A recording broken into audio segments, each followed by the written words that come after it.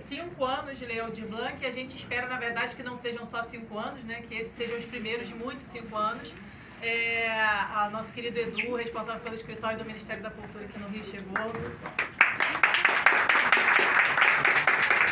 Já aproveitando a chegada do Edu, para dizer que quando eu falo sobre descentralizar, a gente tem também aí a retomada dos escritórios regionais do Ministério da Cultura, né? O Edu é o nosso chefe do escritório aqui no Rio de Janeiro, e que não é mais um escritório regional, né? Hoje, quando eu cheguei, alguém falou, é o chefe do escritório regional. Eu falei, não é regional, ele é do Rio de Janeiro, porque hoje o Ministério da Cultura tem um escritório nos 27 estados da Federação e Distrito Federal.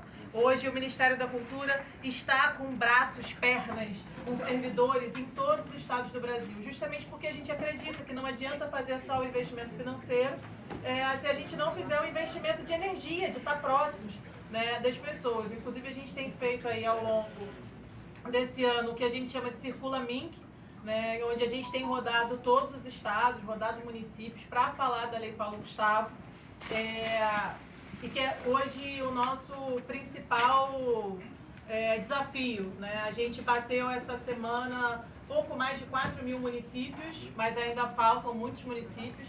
A gente tem encontrado municípios Brasil afora onde o prefeito não quer pegar o recurso por conta de uma disputa ideológica, e a gente tem feito, em alguns municípios a gente tem ligado para o prefeito, liga para o governador, liga para o deputado, a gente está fazendo um esforço monumental, mas também fazendo um esforço com a sociedade civil, porque é importante entender que a Lei Paulo Gustavo não foi algo que o Lula um dia acordou e entregou para os fazedores de cultura, né? Isso é fruto de muita luta de artistas e fazedores de cultura do Brasil. Tanto a Lei Aldir Blanc I quanto a Lei Paulo Gustavo são reflexos de uma luta num tempo sombrio, né? Se tem uma vitória que nós tivemos nesses 4 anos aí, que graças a Deus ficaram para trás, foi essa vitória dos fazedores e fazedoras de cultura com a Lei Aldir Blanc e a Lei Paulo Gustavo. Então esse é o primeiro ponto. O segundo ponto é que esse recurso da Lei Paulo Gustavo, ele não é do governo federal, ele não é do governo estadual, ele não é do governo municipal, ele é dos fazedores de cultura. Pode parecer clichê eu dizer isso, né, para os fazedores de cultura, mas tecnicamente é isso, porque o governo federal pega o recurso, descentraliza, envia lá para o governo do estado, e o governo do estado faz um edital para entregar para os fazedores. Em outra ponta, o governo do estado, o governo federal pega o recurso, descentraliza para os municípios, e os municípios precisam fazer seus editais. Então, repara, não é só na teoria quando eu digo que esse dinheiro não é da prefeitura, nem do governo do estado, nem do governo federal, dos fazedores. É na prática, porque o governo não pode executar o recurso diretamente. Ele não pode acordar e falar assim, eu vou fazer um festival de teatro aqui. Não, ele precisa abrir um edital para que os fazedores se inscrevam e eles executem. A única exceção que existe para execução direta é o caso de apoio a salas de cinema.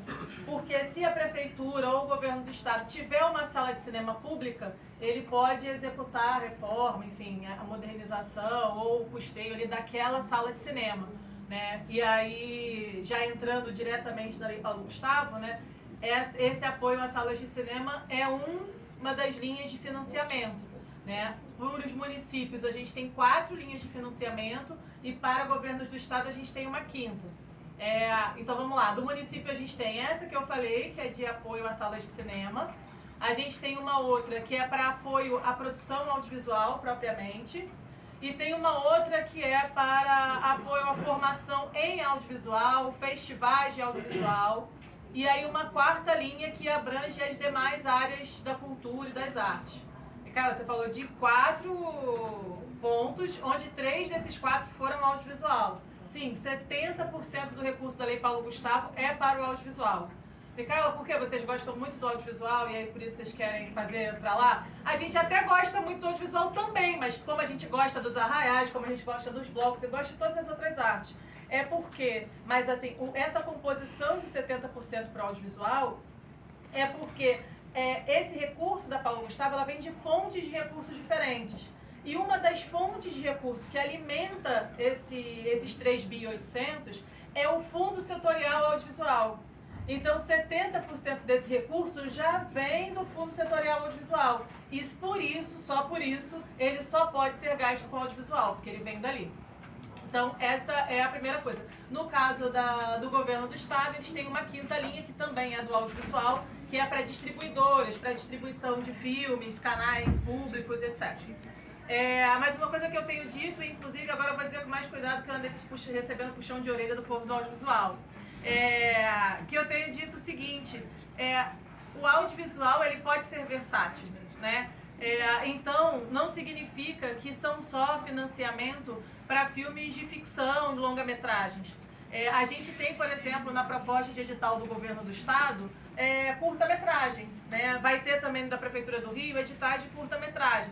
Então eu posso, por exemplo, utilizar essa ferramenta dos curtas-metragens, dos mini-docs, e até o documentário para conciliar áreas diferentes das artes. Então, por exemplo, eu tenho lá um bloco de carnaval que é histórico no Rio de Janeiro, que contribui para a história do Rio. Então eu posso fazer um documentário sobre a história desse bloco. Boa. Aí entra nos 70%, sacou?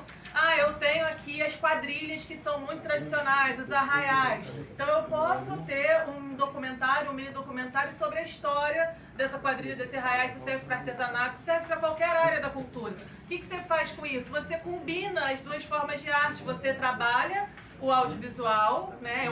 É um produto audiovisual, mas você utiliza para manter vivo na memória do povo carioca a história de uma outra arte, de uma outra expressão cultural. Aí quando eu falei sobre puxão de orelha mas é óbvio, gente, se vocês vão produzir um produto audiovisual, convidem pessoas do audiovisual, tragam pessoas do audiovisual para produzir isso com vocês.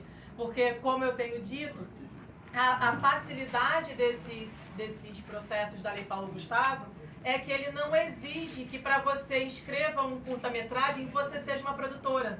Então, assim, você não precisa ser uma produtora para escrever um curta-metragem no edital. Então, você não é exatamente do audiovisual, mas você consegue fazer essa inscrição. Então, o que o pessoal do audiovisual falou é o seguinte, Micaela, mas fala que tem que ter alguém nosso, senão vai sair um monte de coisa que você impede em cabeça. Não, tá bom. Então, a partir de agora, vou dizer, não precisa ser uma produtora, não precisa ser do audiovisual para se inscrever num edital de produto audiovisual. Mas é importante que vocês tragam pessoas do audiovisual para que vocês entreguem um bom produto. Outra coisa, 20% tem que atender, 20% dos projetos, recursos, precisam ser voltados para pessoas negras. 10% do recurso, indígenas. Esses são dois elementos, duas políticas afirmativas importantes. Se a prefeitura ou o governo do estado vai colocar pontuação positiva, se vai ser um edital específico, isso não cabe ao Ministério definir, mas 20%, e a gente vai cobrar isso na prestação de contas, para negros e negras e 10% para indígena. Além disso, 10% do recurso deverá ser utilizado com acessibilidade, então uma lógica de garantir também ao direito das pessoas com deficiência. Com algumas pequenas exceções, por exemplo, filme de longa-metragem, o cara às vezes não precisa de 10% para chegar à acessibilidade plena. Então, se chegar à acessibilidade plena com menos de 10%, ok, isso vai sair numa instrução normativa do Ministério que a gente está aí para lançar, mas que já é uma informação.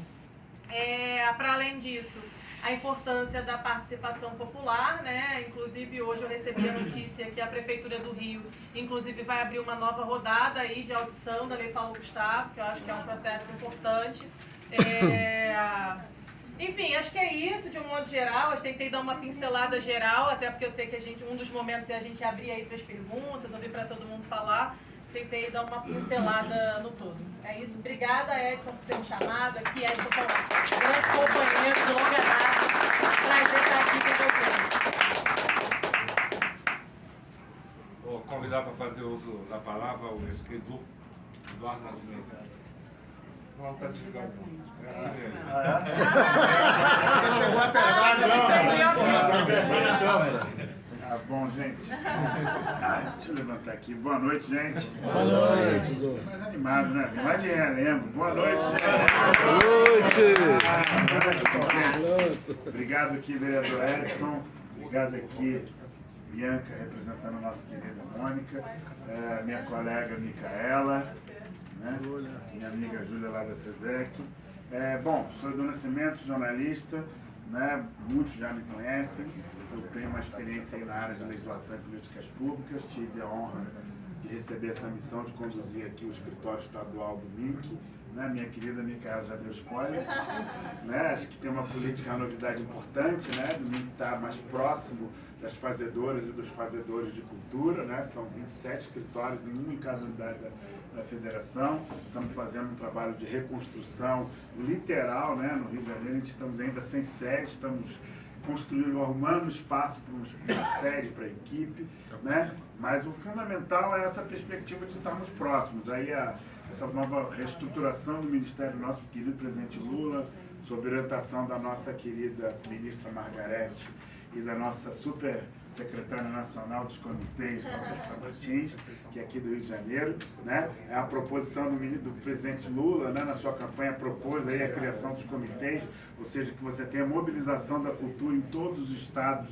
da federação e que essa mobilização ela seja contínua, né? Nós temos esse perfil aí da participação social. Nós vamos ter esse ano a conferência de cultura, né? Que é o ponto onde a gente possa decidir como vai ser a política cultural dos próximos anos, né? O tema é democracia, nada mais pertinente para esse momento, né? As conferências serão nacionais, a Conferência Nacional será em dezembro, as conferências estaduais serão em outubro e os municípios em setembro, né? Que anteriormente era agosto, passou para setembro, né? Então já estamos hoje dia 3 de julho, né?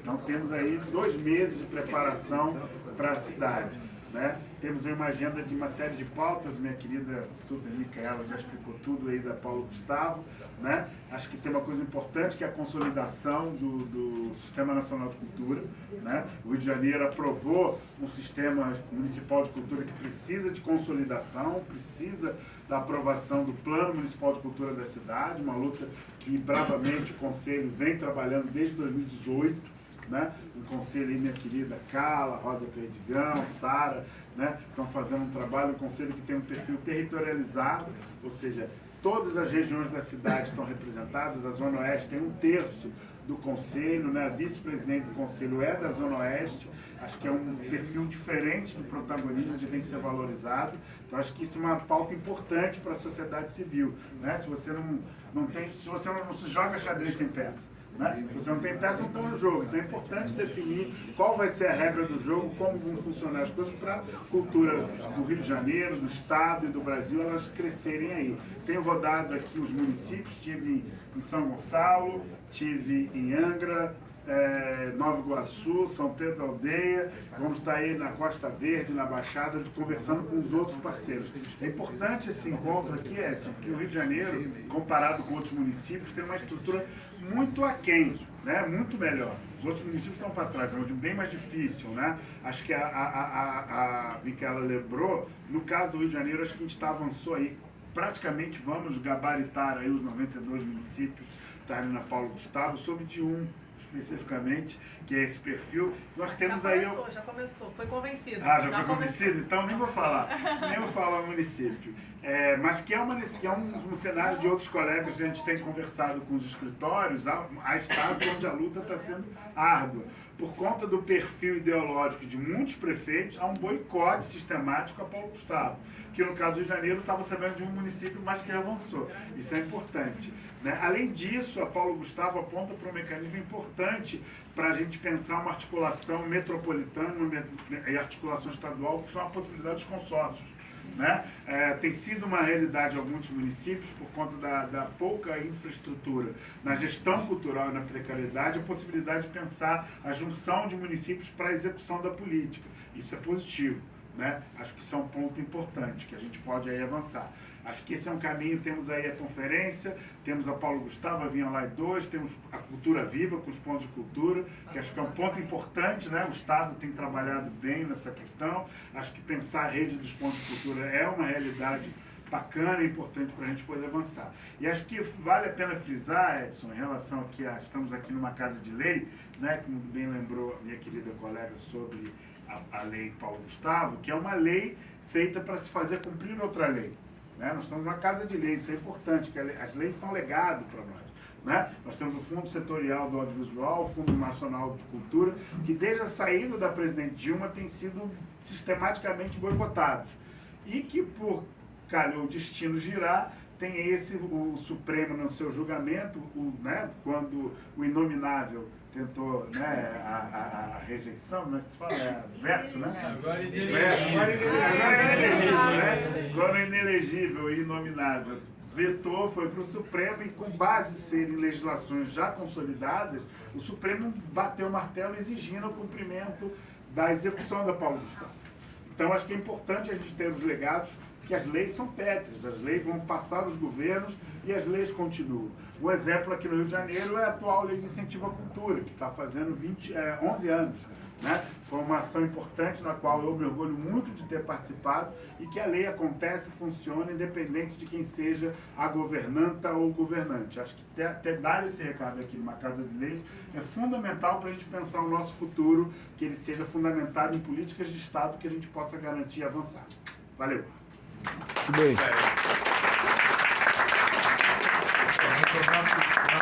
Eu também estou me assustando com esse microfone que não tem som. A gente esquece. Parece playback. Vou convidar aqui a Júlia Mulan para fazer a sua saudação, sua intervenção, por favor. Boa noite a todos e todas. Boa noite. Cumprimentar aqui o vereador Edson, em nome de toda a mesa. Dizer que eu estou muito feliz em fazer parte dessa mesa, porque essa iniciativa começa muito importante, né, para a gente criar espaço, ainda mais tendo os 3 níveis aqui de federação. Né? Bom, falar um pouquinho sobre a construção do Estado. Dizer que a secretária Daniele Barros tem como compromisso a efetivação do sistema estadual, a lei estadual do sistema no Estado de 2015.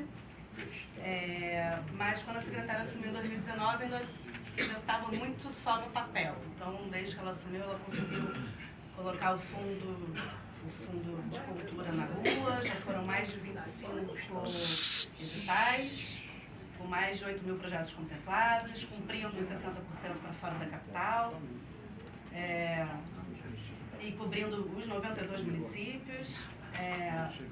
A gente trabalha com prioridade a integração com os municípios. A gente tem lá um setor de integração que tem trabalhado bastante, agora principalmente com a Paulo Gustavo, acompanhando tudo. E aí, registrar que sim, os 92 municípios já subiram seus planos de ação, tem um ou outro ainda fazendo ajuste, mas os 92 já subiram. Ainda sobre o sistema, temos aí a Escola da Cultura como um primeiro passo do programa de formação e qualificação cultural. E sempre valorizando e acompanhando o Conselho de Cultura Estadual, né? A secretária agora, a gente no início do ano fez mais uma eleição, então estamos na segunda formação de conselho dentro da gestão da Daniele. E agora eu inclusive vou coordenar aí a conferência estadual e junto com o conselho estamos só aguardando aí a convocação do Ministério. Em breve. Para a gente poder correr com isso. Também é um momento muito importante, né, para a gente poder discutir o plano, debater os eixos, a eleição dos delegados nos municípios. A ideia é fazer conferências regionais, inclusive para poder auxiliar os municípios que não vão conseguir fazer suas conferências. Espero que o município do Rio faça. É um município que a gente está entendendo que vai ser importante que seja feito. Acho que é isso, finalizar, claro, dizendo da importância desse momento da retomada do Ministério, a importância desse diálogo. A Micaela não deve mais me adiantar, que a gente trabalha muito junto e isso é muito importante, muito legal. E dizer que nesse momento tem parte da nossa equipe lá, onde? Em Mesquita, fazendo uma escuta da Paulo Gustavo, acompanhando os municípios. E estou aqui agora à disposição aí para conversar com vocês, tirar dúvidas também, o que for preciso. Dizer que a secretaria está sempre aberta e convido a todos lá na Biblioteca Parque para poder visitar e conversar. Ótimo.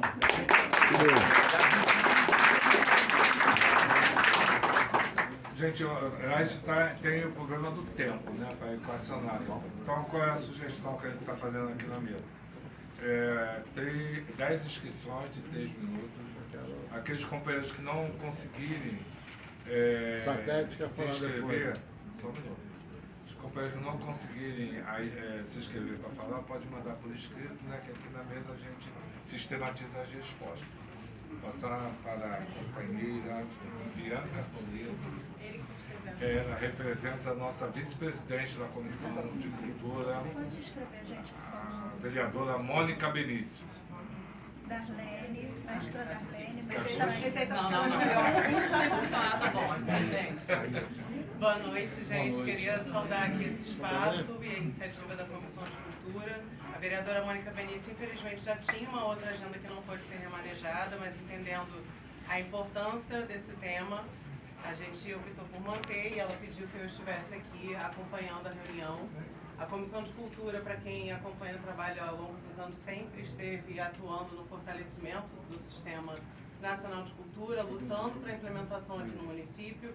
Antes, com os vereadores, atuais deputados federais, Raimon e Tarcísio Mota, a comissão, junto com o Conselho Municipal de Cultura, aprovou o Sistema Municipal de Cultura aqui no Rio de Janeiro, e a gente sabe o quanto essas leis de caráter descentralizado, como a Aldir Blanc e a Paulo Gustavo, ajudam a fortalecer essa atuação conjunta entre os entes federativos, né? Mas a gente está agora num momento decisivo aqui no Rio de Janeiro, que para além da aplicação, da execução da Paulo Gustavo, futuramente a execução da Aldir Blanc, a gente quer também, como o Edu falou, a construção da política de Estado da cultura aqui no município. Então, lutando aí para a aprovação do Plano Municipal de Cultura, que para quem não sabe já se encontra pronto, mas precisa chegar na Câmara para a gente votar. Para além disso, acho que uma das pautas importantes para a vereadora Mônica Benício e também para o vereador Edson é garantir que a execução dessas leis tenham a participação dos fazedores de cultura.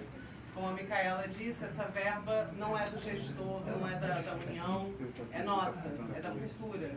Então a cultura precisa também ser escutada na formulação desses editais.